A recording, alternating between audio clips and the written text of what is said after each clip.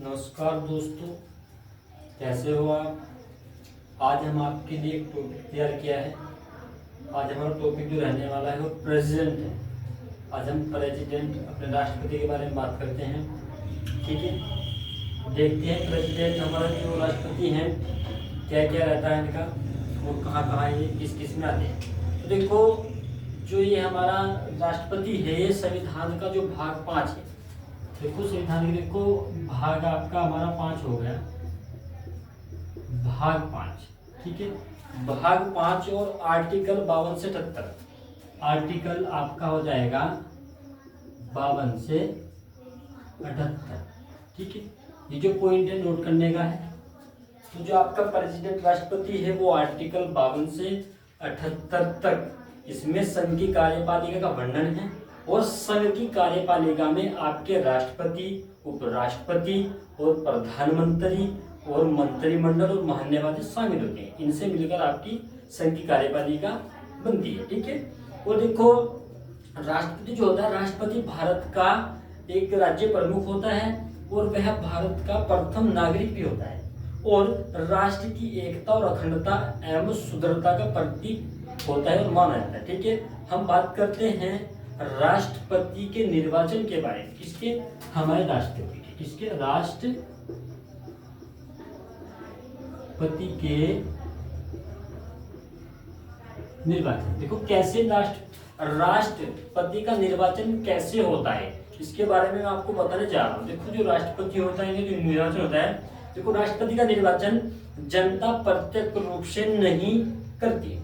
ठीक है, इनका चुनाव जनता नहीं करती है। ठीक है, इनका जो चुनाव होता है बल्कि वो एक निर्वाचन मंडल के जो सदस्य होते हैं उनके द्वारा ही इसका निर्वाचन किया जाता है राष्ट्रपति। ठीक है, और इसमें देखते हैं हम कौन कौन लोग शामिल रहते हैं जो चुनाव करते हैं राष्ट्रपति का।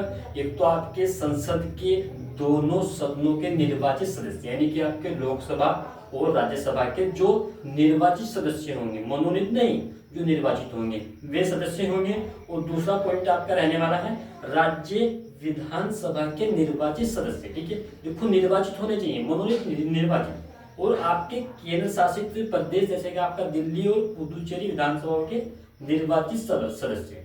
तो इनसे मिलकर आपका क्या होता है, राष्ट्रपति का चुनाव होता है, निर्वाचन होता है। और देखो यहाँ से क्वेश्चन अभी एसआई के पेपर में भी आया है कि राष्ट्रपति का चुनाव किसके द्वारा किया जाता है।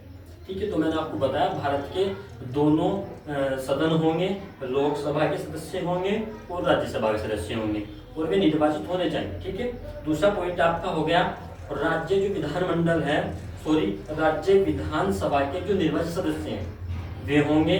और जो केंद्र शासित प्रदेश होगा आपका दिल्ली होगा और पुदुचेरी विधानसभाओं के जो सदस्य होंगे निर्वाचित में होंगे, सदस्य निर्वाचित होने चाहिए। ठीक है, तो आगे चलते देखो इस प्रकार संसद के दोनों सदनों के मनोनीत सदस्य और राज्य विधानसभाओं के मनोनीत सदस्य और राज्य विधान परिषदों, यानी जो द्विसदनीय विधायक के मामले की बात करता हूं मैं, जहां 2 सदन होते हैं जो राज्य विधान परिषद होते हैं, इनके सदस्य निर्वाचित या मनोनीत। और दिल्ली पुदुचेरी विधानसभा के मनोनीत सदस्य राष्ट्रपति के निर्वाचन में भाग नहीं लेते हैं। ये भी आप ध्यान रखेंगे, पॉइंट नोट करेंगे आप। जब कोई सभा विघटित हो गई हो, ठीक है, तो उसके सदस्य राष्ट्रपति के निर्वाचन में मतदान नहीं कर सकते। अगर कोई सभा विघटित हो जाएगी तो वहां पे वे सदस्य राष्ट्रपति के निर्वाचन में मतदान नहीं कर सकेंगे। ये भी एक मोस्ट इंपोर्टेंट पॉइंट है, इसे नोट करें आप। उस स्थिति में जब विघटित हो जाएगी तो उस स्थिति में क्या होगा, उस स्थिति में भी जबकि विघटित सभा का चुनाव राष्ट्रपति के निर्वाचन से पहले न हुआ हो। ठीक है भैया, संविधान में यह प्रावधान है कि राष्ट्रपति के निर्वाचन में विभिन्न राज्यों का प्रतिनिधित्व समान रूप से हो। ठीक है नहीं, और ये भी हो साथ ही राज्यों तथा संघ के मध्य भी समानता हो। इसे प्राप्त करने के लिए राज्य विधानसभाओं और तथा संसद के प्रत्येक सदन के मतों की संख्या निर्धारित होती है। किस तरह होती है? देखो, प्रत्येक विधानसभा के निर्वाचित सदस्यों के मतों की जो संख्या होगी, उनके जो मत डलेंगे उनकी जो संख्या होगी वो उस राज्य की जनसंख्या पर डिपेंड करती है।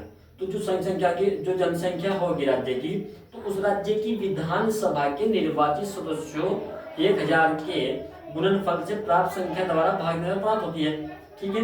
दूसरा पॉइंट, संसद के जो प्रत्येक सदन होगा संसद का, लोकसभा और राज्यसभा, इसके जो निर्वाचित सदस्य होंगे उनके मतों की संख्या सभी राज्यों के विधायकों की मतों के मूल्य को संसद के कुल सदस्यों की संख्या से भाग देने पर प्राप्त होती है। ठीक है।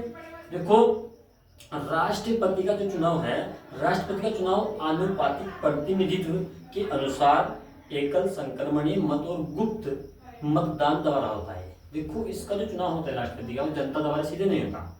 वो जो सदस्य होते हैं, मैंने बताया आपको, लोकसभा के सदस्य, राज्यसभा का सदस्य होंगे, मगर वे निर्वाचित होने चाहिए।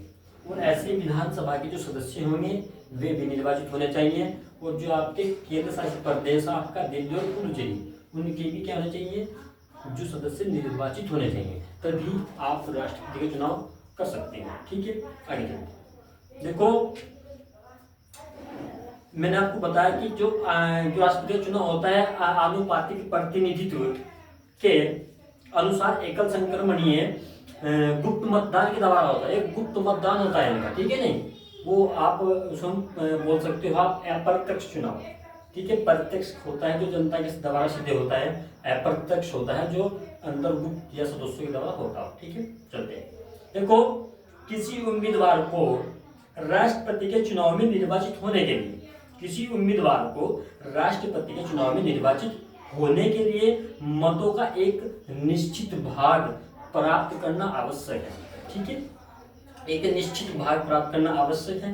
मतों का यह निश्चित भाग कुल वैध मतों की निर्वाचित होने वाले कुल जो उम्मीदवार होंगे उनका, या फिर यहाँ केवल एक ही उम्मीदवार राष्ट्रपति के रूप में निर्वाचित होता है, केवल एक ही, तो संख्या में एक जुड़कर प्राप्त संख्या द्वारा भाग देने पर भागफल में जुड़कर जो भी प्राप्त होगा वो आपका होगा। तो देखो, निर्वाचक मंडल के जो प्रत्येक सदस्य होंगे आपके केवल एक मत पत्र दिया जाता होना, मतलब एक पत्र दिया जाता होना मत डालने के लिए जो निर्वाचक मंडल के प्रत्येक सदस्य होते हैं। तो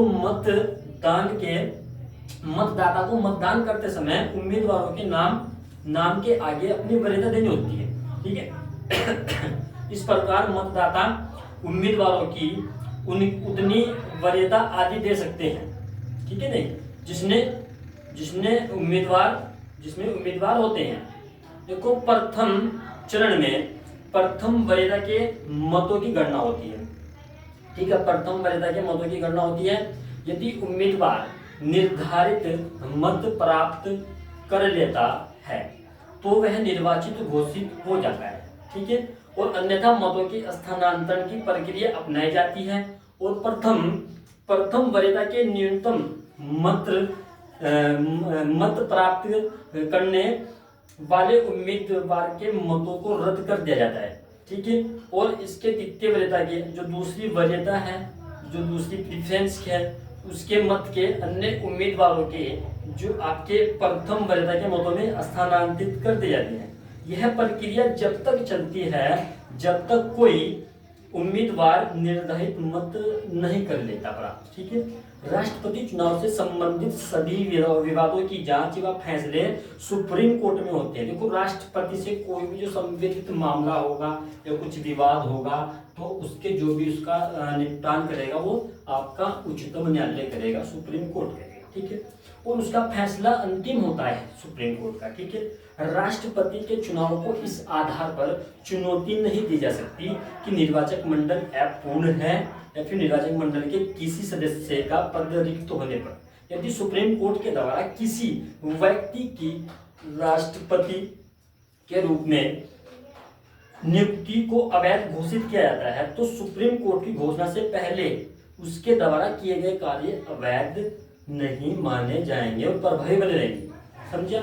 ये कह रहा है कि सुप्रीम कोर्ट, अगर सुप्रीम कोर्ट के द्वारा किसी व्यक्ति की राष्ट्रपति के रूप में नियुक्ति कर दी और अवैध घोषित किया जाता है उसे, तो जो सुप्रीम कोर्ट की घोषणा से जो पहले सुप्रीम कोर्ट की जो घोषणा है उससे पहले जो कार्य किए होंगे वे अवैध नहीं माने जाएंगे, इन्हें प्रभावी बने रहेंगे। ठीक है, पॉइंट।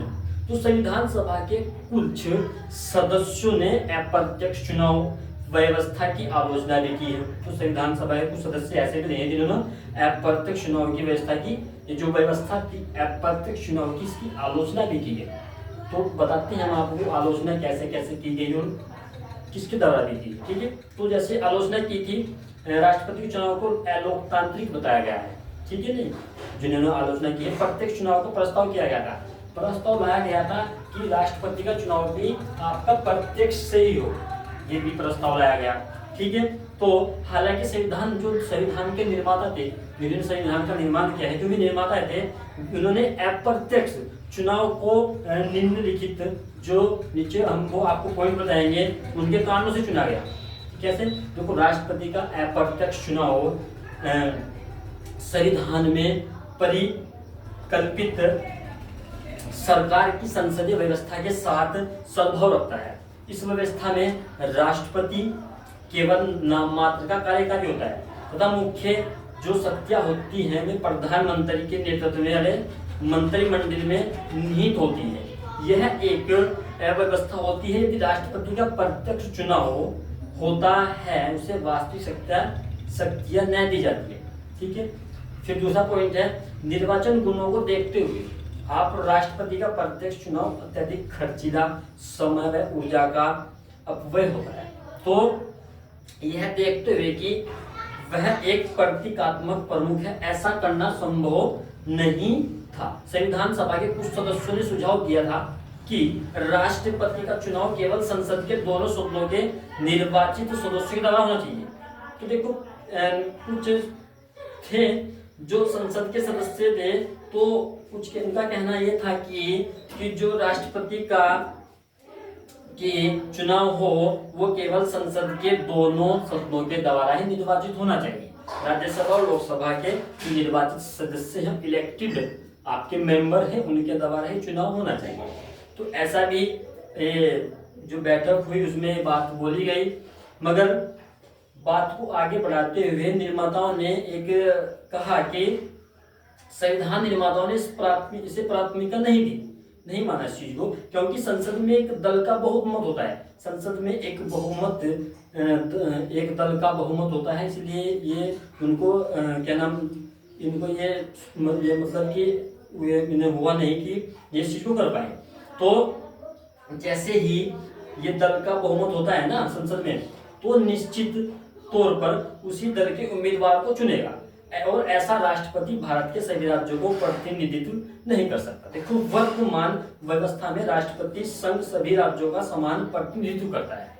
और इसके अतिरिक्त आप संविधान सभा में यह कहा गया, इसके अलावा कि राष्ट्रपति के चुनाव में आनुपातिक प्रतिनिधित्व शब्द का प्रयोग गलत है। देखो, जिन्होंने आलोचना की है वे इस बात को भी कह रहे हैं कि आनुपातिक प्रतिनिधित्व शब्द का भी ये गलत है। तो आनुपातिक प्रतिनिधित्व का प्रयोग दो या दो से अधिक स्थान भरने से होता है। देखो, राष्ट्रपति के मामले होते हैं, राष्ट्रपति के मामले में पद एक ही है।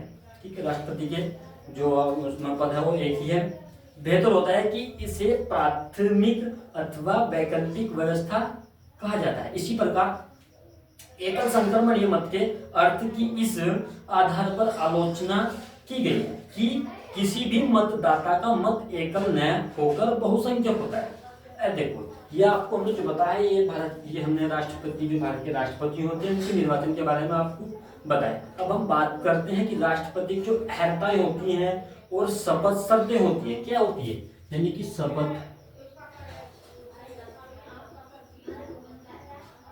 शपथ हो गई और क्या होगी, शर्तें हो गई। ठीक है, क्या हो गई, शर्तें हो गई। ठीक है, और आपकी राष्ट्रपति की शर्त हो गई और शपथ हो गई और अहर्ताएं हो गई। ठीक है, तो ये देखो, राष्ट्रपति की जो अहर्ताएं शपथ शर्त होती क्या क्या होती है। देखो, राष्ट्रपति पद के चुनाव के लिए आप देखोगे कि जो व्यक्ति की निम्न वो होती है, क्या नाम, आपकी अहर्ताएं होती हैं, उन्हें पूरा करने के लिए क्या होता है। देखो, राष्ट्रपति के बनने के क्या क्या योग्यता होती है। देखो, वह भारत का नागरिक हो, पहला पॉइंट है, देखो पहला पॉइंट है भारत का नागरिक होना चाहिए राष्ट्रपति, और वह 35 वर्ष की आयु पूरी कर चुका हो, मतलब पूरी कर चुका हो तभी चुनाव आप ले सकते हो राष्ट्रपति का, या यह लोकसभा का सदस्य निर्वाचित होने के लिए अहित हो।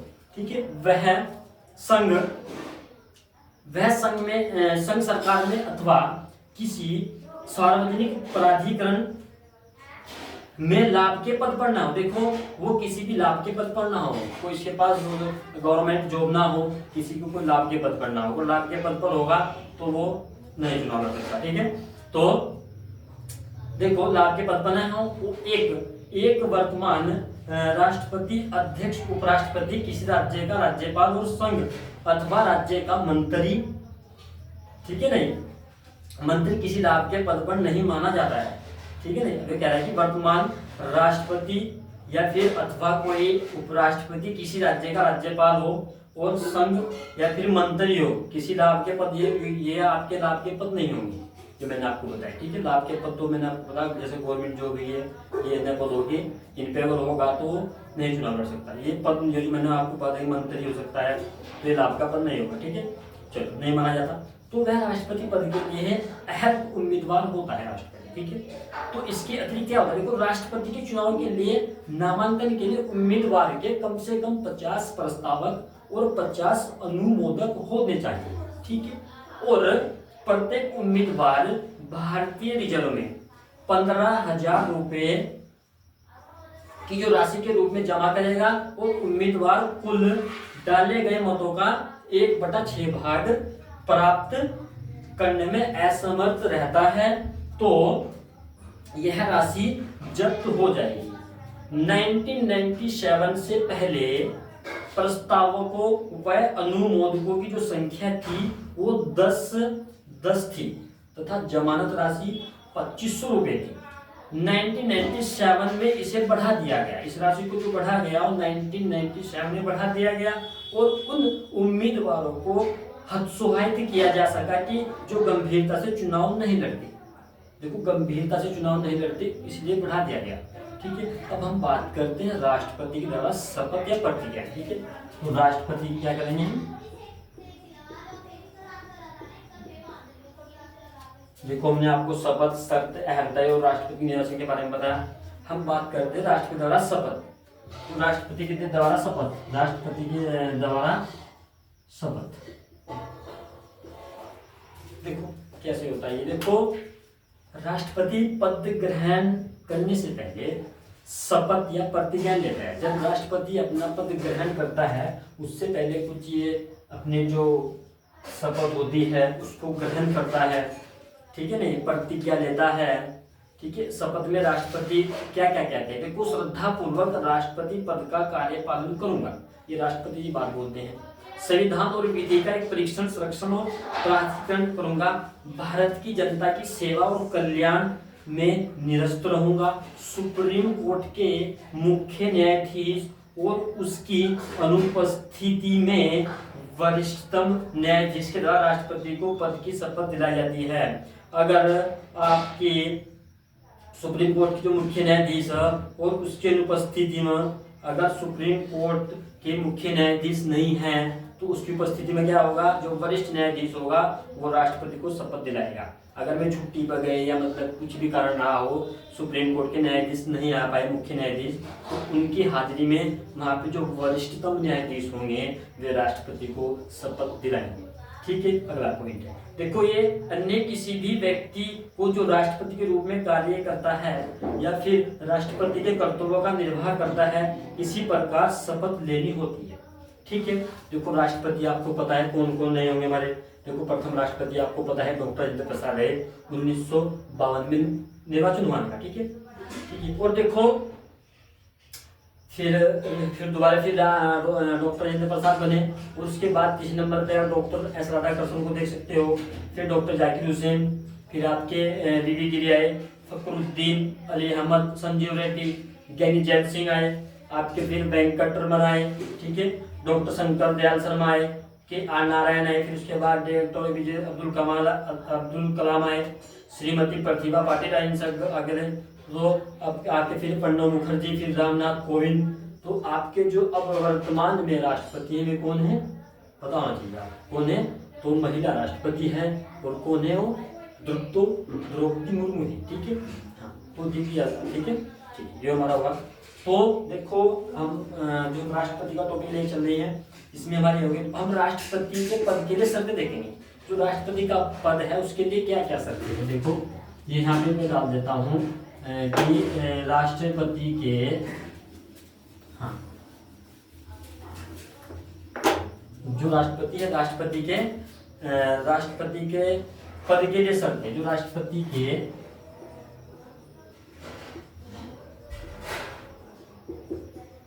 पद के लिए शर्तें। तो जो राष्ट्रपति के पद के लिए शर्त है वो क्या क्या होती है, देखो इसमें संविधान के द्वारा राष्ट्रपति के पद के लिए कुछ शर्तें ऐसे निर्धारित की गई हैं जैसे कि हम आपको बताने जा रहे हैं। देखो पहला पॉइंट होगा वह संसद के किसी भी सदन अथवा राज्य विधायिका का सदस्य नहीं होना चाहिए।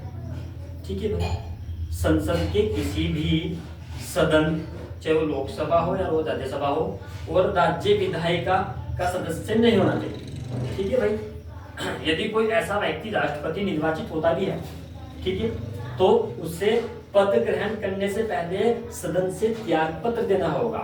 यानी कि जिस सदन का सदस्य है उसे उसका त्याग पत्र देना होगा, तभी वो राष्ट्रपति के पद के लिए अप्लाई कर सकता है। ठीक है, दूसरी शर्त क्या होगी, यह वह कोई अन्य लाभ का पद धारण नहीं करेगा।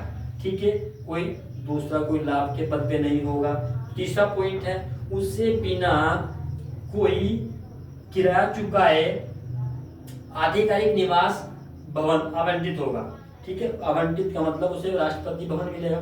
ठीक है, चौथा पॉइंट हमारा होगा कि उसे संसद के द्वारा निर्धारित उपलब्धियों, भत्ते और विशेष अधिकार भी प्राप्त होंगे। राष्ट्रपति को भत्ते भी होंगे और विशेष जो अन्य अधिकार होंगे राष्ट्रपति को होंगे। और पांचवा पॉइंट है आपका उसकी जो उपलब्धियां होंगी और भत्ते उसकी पदावधि के दौरान कम नहीं किए जाएंगे। अगर राष्ट्रपति अपने पद पर कार्य कर रहा है तो उस पद की अवधि के दौरान कोई कमी नहीं की जाएगी, वो चाहे आपकी भत्ते हों या उपलब्धियां हों। ठीक है, अच्छा देखो जब 2018 में संसद ने राष्ट्रपति का वेतन, देखो 2018 में राष्ट्रपति का वेतन था वो 1.5 लाख रुपए महीने से बढ़ाकर 5 लाख प्रति माह किया गया। तो राष्ट्रपति का जो वर्तमान में वेतन हो 5 लाख रुपए माह। तो इसके पहले वर्ष 2008 में राष्ट्रपति की पेंशन 3 लाख रुपए सालाना से बढ़ाकर उनके प्रति माह के वेतन का 50% की गई। तो अब जो राष्ट्रपति की पेंशन है वो 18 लाख रुपए है। ठीक है, 18 लाख रुपए वार्षिक पेंशन है। ठीक है, और अगर मैं बात करूं कि जो इनका जो ने मतलब बैलेंस मिलता है राष्ट्रपति को वो मिलता है आपका 5 लाख रुपए। तो ये सैलरी है राष्ट्रपति की, 5 लाख रुपए सैलरी है और ये इनकी पेंशन है वर्तमान में। ठीक है, पहले पेंशन कितनी होती थी, पहले इनकी जो पेंशन थी वो आपकी 3 लाख रुपए साल की थी, अब 18 लाख रुपए पेंशन साल की और 5 लाख रुपए इनके महीने का क्या है आपका इनका वेतन है। और पहले वेतन 1.5 लाख रुपए का। तो ये जो भी ये बढ़ाया गया ये 2018 में संसद ने इसको बढ़ा दिया गया। ठीक, आगे चलते हैं। देखो इसके अलावा और भी जैसे भूतपूर्व राष्ट्रपति, जो पहले राष्ट्रपति हैं, भूतपूर्व राष्ट्रपति को पूर्ण सुसज्जित आवास, जो पहले राष्ट्रपति होंगे, ठीक है नहीं, उन्हें क्या करती है कि आवास, आपके फोन की सुविधा, कार्य चिकित्सक सुविधा और यात्रा सुविधा, सचिवालय स्टाफ, ठीक है, ये इतने में प्रति में कार्यालय के लिए खर्च मिलता है। राष्ट्रपति का जो कार्यालय होता है, जो भूतपूर्व राष्ट्रपति होते हैं उनका जो कार्यालय होता है उनके लिए सरकार उन्हें खर्चा देती है। ठीक है, ठीक है, तो जैसे कि आपको इन्होंने कि 1 लाख 2 लाख जितना देती होगी तो देती है। तो राष्ट्रपति के निधन के बाद उनकी पति पत्नी को परिवार पेंशन मिलती है। देखो अगर राष्ट्रपति की मृत्यु भी हो जाए तो उसके बाद भी उनके पति या फिर उनकी पत्नी को परिवार पेंशन दिया जाता है। ठीक है, जो कि राष्ट्रपति को मिलने वाली पेंशन से आधी होती है। अगर उसे 18 लाख रुपए राष्ट्रपति को पेंशन मिलता है तो उसके परिवार को कितना मिलेगा, तो 9 लाख मिलेगा। ठीक है पॉइंट, ठीक है भैया। तो उसके परिवार को आधा पेंशन देगी सरकार 9 लाख रुपए, ठीक है। अच्छा जी, तो इसके अलावा उन्हें पूर्ण सुसज्जित आवास भी मिलेगा, ठीक है। फोन की सुविधा, चिकित्सा सुविधा, सारी सुविधा, यात्रा सुविधा फ्री होगी, फोन, चिकित्सा सब। और सचिवालय स्टाफ जो होगा 20,000 रुपए प्रति वर्ष तक कार्यालय का खर्चा भी मिलेगा परिवार, ठीक है। तो ये जो राष्ट्रपति को और अनेक विशेष अधिकार भी प्राप्त होते हैं, उसे अपने आधिकारिक कार्यों में किसी भी विधिक जिम्मेदारियों व उन्मुक्तियां होती हैं। और उन्मुक्ति जो होती है यहाँ तक कि आपने देखा होगा कि व्यक्तिगत कर्तव्य से भी होती है। वह गिरफ्तार नहीं किया जा सकता, न ही जेल भेजा जा सकता है। हालांकि 2 महीने के नोटिस देने के बाद कार्यकाल में उस पर उसके निजी कर्तव्य के लिए अभियोग चलाया जा सकता है, ठीक है। तो ये बात होगी। अब हम बात करते हैं पदावधि और महाभियोग परित्यक्ता। तो पदावधि की बात करते हैं, राष्ट्रपति की पदावधि, ठीक है। तो पद की अवधि के बारे में बात करते हैं। राष्ट्रपति की जो राष्ट्रपति की पदावधि होती है, पद की जो अवधि होती है राष्ट्रपति की, तो राष्ट्रपति की जो पदावधि है उसके पद धारण करने की तिथि से 5 वर्ष तक होती है। जब राष्ट्रपति अपना पद धारण करता है और जब तक वो रहता है 5 वर्ष तक उसकी वृद्धि होती है, ठीक है, 5 साल। हालांकि वह अपनी पदावधि में किसी भी समय अपना त्याग पत्र उपराष्ट्रपति को दे सकता है। देखो जो राष्ट्रपति अपना पद त्याग करता है,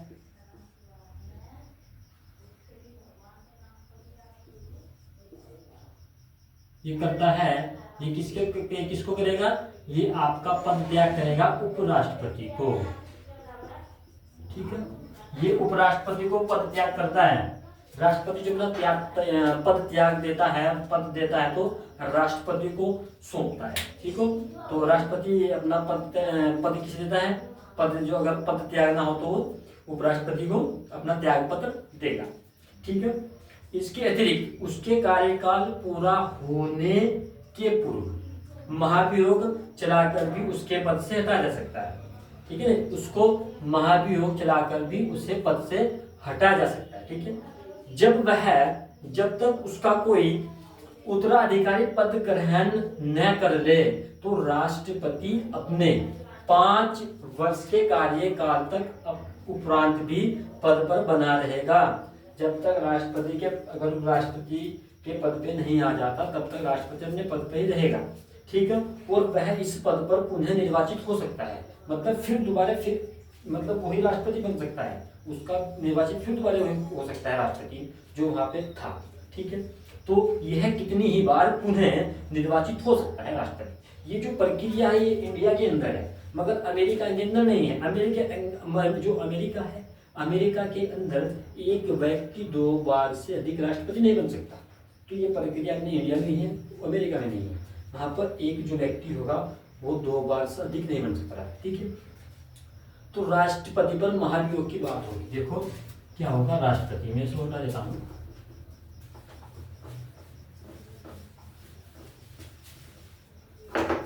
राष्ट्रपति पर महाभियोग। देखो राष्ट्रपति पर महाभियोग कैसे चलाया जा सकता है, देखो क्या, देखो राष्ट्रपति पर संविधान का उल्लंघन करने पर, अगर राष्ट्रपति संविधान का उल्लंघन करता है तो महाभियोग चलाकर उसे पद से हटाया जा सकता है। सिंपल सी बात है। संविधान ने संविधान का उल्लंघन वाक्य को परिभाषित नहीं किया है, ठीक है, ठीक है, संविधान ने नहीं किया है इसका उल्लंघन। तो महाभियोग के आरोप जो होंगे वो संसद के किसी भी सदन में प्रारंभ किए जाएंगे। जो महाभियोग के आरोप लगाए जाएंगे राष्ट्रपति पर वो संसद के किसी भी सदन में लगाए जा सकते हैं, राज्यसभा हो चाहे लोकसभा, ठीक है। बात पॉइंट नोट करिए इसको, ठीक है। और जो ये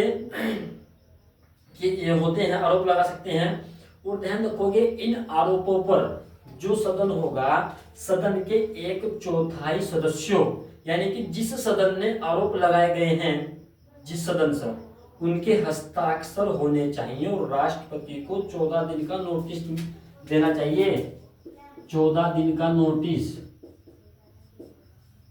14 दिन का नोटिस देना पड़ेगा राष्ट्रपति को, ठीक है। तो 14 दिन का नोटिस देना चाहिए। महाभियोग का प्रस्ताव 2/3 बहुमत से पारित भी होना चाहिए, तभी राष्ट्रपति में महाभियोग चला जा सकता है।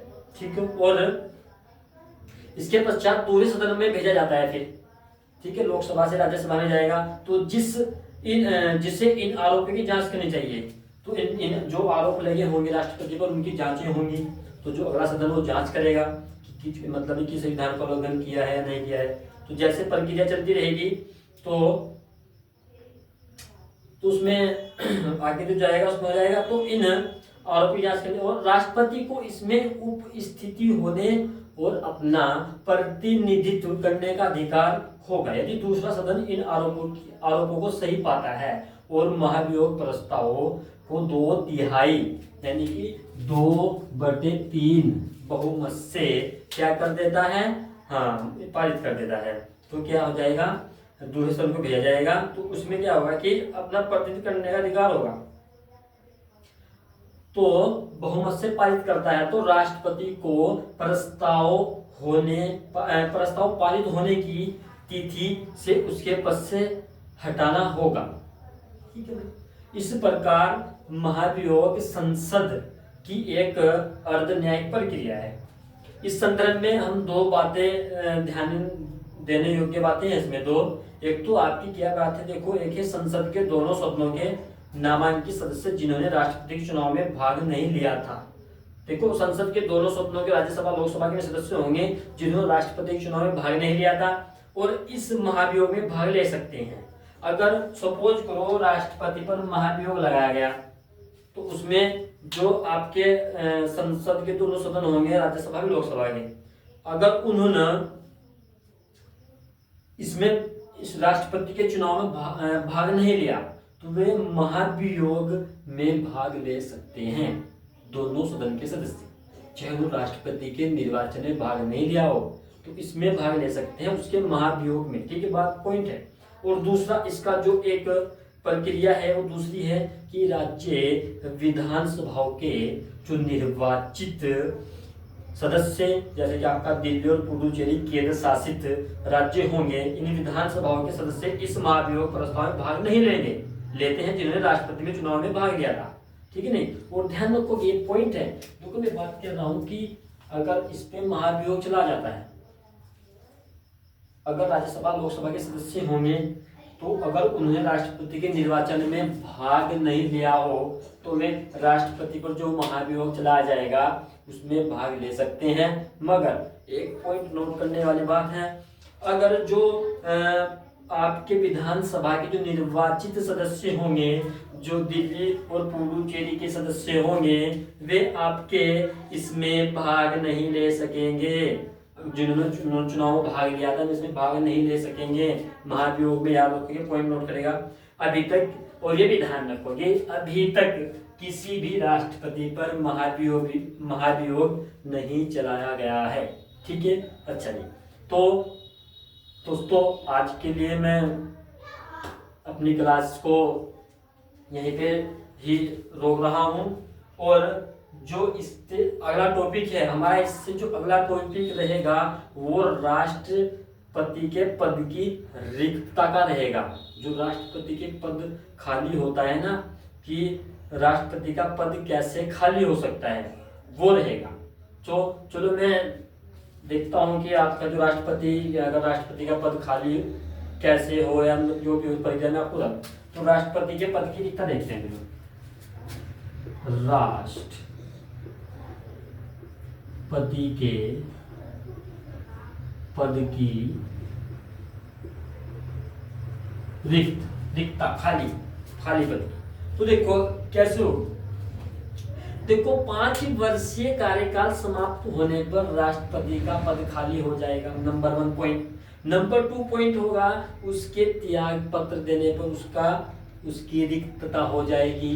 नंबर 2 पॉइंट है महाभियोग प्रक्रिया के द्वारा उसे हटाने पर पद खाली हो जाएगा। 3 पॉइंट हो गए। चौथा पॉइंट है उसकी मृत्यु हो जाए। ठीक है, 5वां पॉइंट है अन्यथा जैसे यदि वह पद ग्रहण करने के लिए अहर्क न हो, योग्य न हो, तो उस पर निर्वाचन आयोग उसे अवैध घोषित कर सकता है। ठीक है, यदि पद रिक्त होने का कारण उसके कार्यकाल का समाप्त होना हो, ठीक है, हो तो उस पद को भरने उसके कार्यकाल पूर्ण होने से पहले नया चुनाव कराना चाहिए। ठीक है, तो यदि नए राष्ट्रपति के चुनाव में किसी कारण कोई देरी हो जाती है, नए राष्ट्रपति का कुछ चुनाव होता है, उसमें कुछ देरी हो जाती है, तो क्या होगा, जो वर्तमान राष्ट्रपति अपने पद पर बना ही रहेगा, ये नहीं कि भाई क्यों हट जाएगा, वो अपने पद पर बना रहेगा, इतना वहां पर दूसरा राष्ट्रपति ना आ जाए। ठीक है, सीधी सी बात है। तो 5 वर्ष भी उपरांत अगर 5 वर्ष पूरे राष्ट्रपति को हो जाते हैं, तो आप सोचते कि राष्ट्रपति 5 वर्ष हो गए, हटा क्यों नहीं, तो इतना उसके पद पर दूसरा राष्ट्रपति नहीं आएगा, तो 5 वर्ष के बाद तक भी राष्ट्रपति पद पर बना रहेगा, जब तक कि उसका उतरा जो अधिकारी होगा वो उसका कार्यभार ना संभाल सके। सिंपल सा पॉइंट है, याद रखो, पेपर में कभी भी आ सकता है। ठीक है, चलो आगे चलते हैं। तो संविधान ने यह उपबंध राष्ट्रपति के न होने पर पद रिक्तता होने से शासनांतरण से बचने के लिए किया है। ठीक है भाई, इस स्थिति में उपराष्ट्रपति को यह अवसर नहीं मिलता है। ठीक है, इस अवसर में उपराष्ट्रपति को यह अवसर नहीं मिलेगा। ठीक है, और कार्यवाहक राष्ट्रपति के कार्य उसके कर्तव्यों का निर्वहन करेगा। यदि उसका पद उसकी मृत्यु या फिर त्याग पत्र या निष्कासन या फिर अन्यथा किसी कारण से खाली होता है तो नए राष्ट्रपति का चुनाव पद रिक्त होने की तिथि से 6 महीने के भीतर चुनाव हो जाना चाहिए।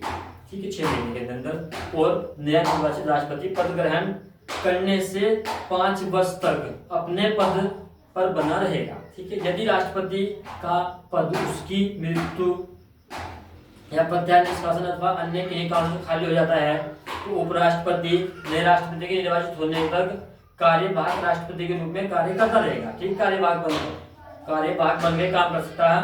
ठीक है, और इसके अतिरिक्त यदि वर्तमान राष्ट्रपति अनुपस्थिति या बीमारी या अन्य कारणों से अपने पद पर कार्य करने में असमर्थ या बीमार हो गया, कुछ भी है, तो उपराष्ट्रपति उसके पुनः पद ग्रहण तक कार्यवाहक राष्ट्रपति के रूप में कार्य करेगा।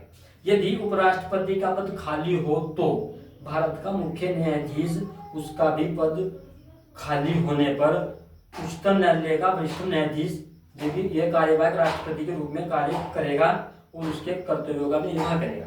जब कोई व्यक्ति जैसे आप उपराष्ट्रपति, भारत का मुख्य न्यायाधीश या फिर सुप्रीम कोर्ट का वरिष्ठतम न्यायाधीश या फिर कार्यवाहक राष्ट्रपति के रूप में कार्य करता है तो उसके कर्तव्यों का निर्वहन भी करता है। उसे राष्ट्रपति की समस्त शक्तियां भी और उन्मुक्तियां प्राप्त होंगी और संसद के द्वारा निर्धारित सभी जो उपलब्धियां, भत्ते और विशेष अधिकार होते हैं वे भी उनको मिलेंगे।